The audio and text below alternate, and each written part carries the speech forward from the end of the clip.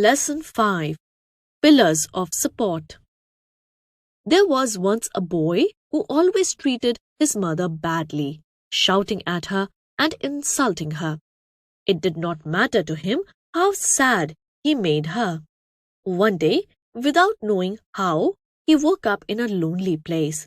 He was sitting on a rock from which 4 huge pillars rose up into the sky. They were appearing to support the entire world. He was all alone, but soon a flock of crows with beaks made of steel landed on the rock and set about violently chipping away at it. After the crows left, a mysterious door in one of the pillars opened.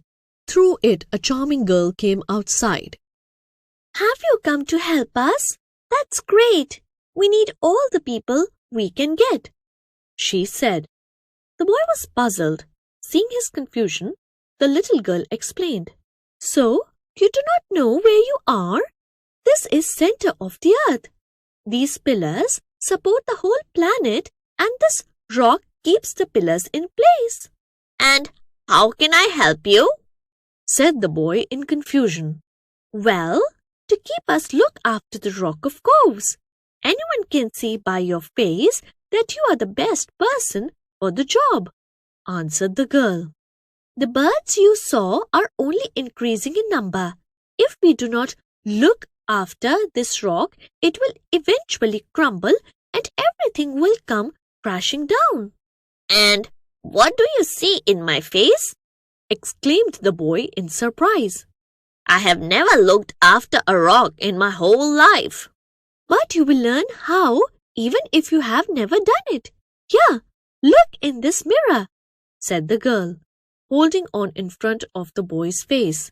The boy could clearly see now he had the face of a bird and his nose was gradually turning into steel.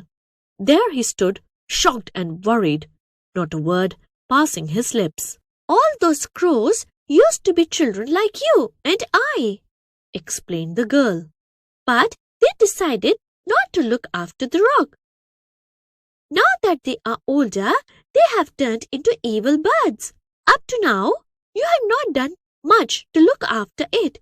But now that you know, you will help me to preserve all this." She said all this with a smile, taking his hand in hers. The boy still did not quite understand all this. He looked closely at the pillars.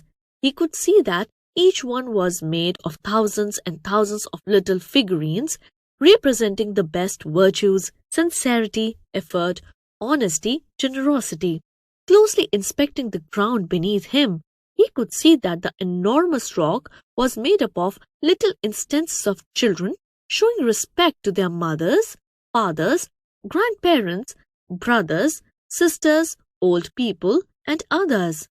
What the crows were trying to do was putting cover over these instances by carving out scenes of shouting and insults. Next to his feet, he could see his own little carving, representing the last time he shouted at his mother.